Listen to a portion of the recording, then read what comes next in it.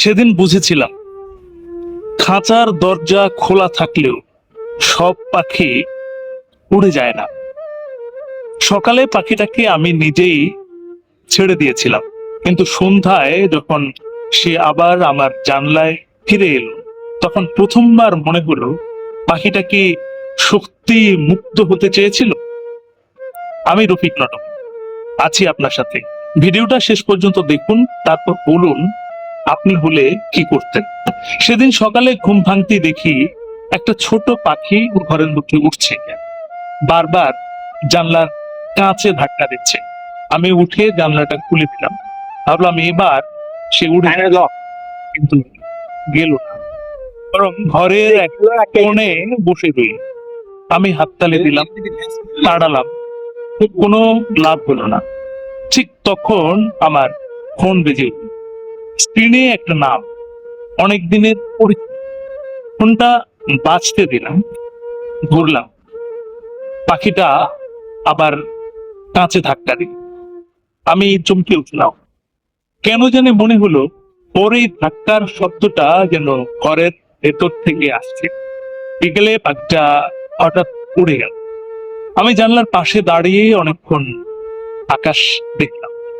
তারপর একটা কথা মনে, মায়া অ্যাঞ্জেলোর সেই বিখ্যাত প্রতীকী পাখির কথা খাঁচাবন্দি পাখিও গান গায়, কারণ তার গান সবসময় আনন্দের নয়, কখনো কখনো গানটাই তার বেঁচে থাকার ভাষা। সেদিন বুঝলাম মানুষও তেমন। অনেক মানুষকে দেখে মনে হয় সে হাসছে, কাজ করুক, কথা বলছে, কিন্তু তার ভেতরে পাখিটা হয়তো বহুদিন ধরে জানালার কাছে ধাক্কা দিচ্ছে। রাতে আবার ফোনটা বেজে গেল। সকালের সেই মানুষটি এবারও ধরতে যাচ্ছিলাম না, হঠাৎ জানলার দিকে তাকালাম, পাখিটা ফিরে এসেছে, একদম চুপ। আমি ফোনটা করলাম, ওপাশ থেকে শুধু একটা প্রশ্ন, তুই ভালো আছিস? আমি উত্তর দিলাম, হ্যাঁ ভালো আছি। তারপর কিছুক্ষণ দুজনেই চুপ। ঠিক সেই মুহূর্তে বুঝলাম এই হ্যাঁ কথাটা বলতেই আমি সবচেয়ে বেশি ক্লান্ত। ফোন রেখে গেলাম জানলার কাছে। পাখিটা তখনও বসেনি। আমি জানলাটা খুলে দিলাম, সে উড়ে গেল, আমার দিকে তাকিয়ে দিল। আর আমি বুঝলাম সব পাখি উড়ে যেতে চায় না, কিছু পাখি শুধু নিশ্চিত হতে চায় ফিরে এলে কেউ জানলাটা খুলে দেবে কিনা। সবচেয়ে ভয়ঙ্কর খাঁচা সেইটা যেটা মানুষ বাইরে থেকে দেখে না।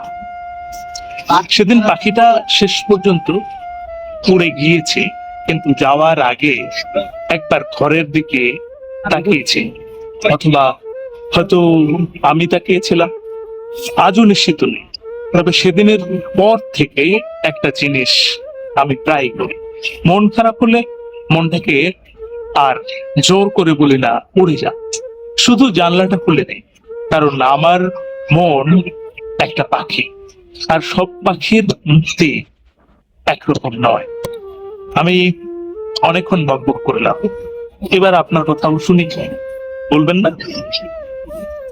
আপনার জীবনে এমন কোনো খোলা জানালা আছে যেখানে আপনি ফিরে যেতে পারেন?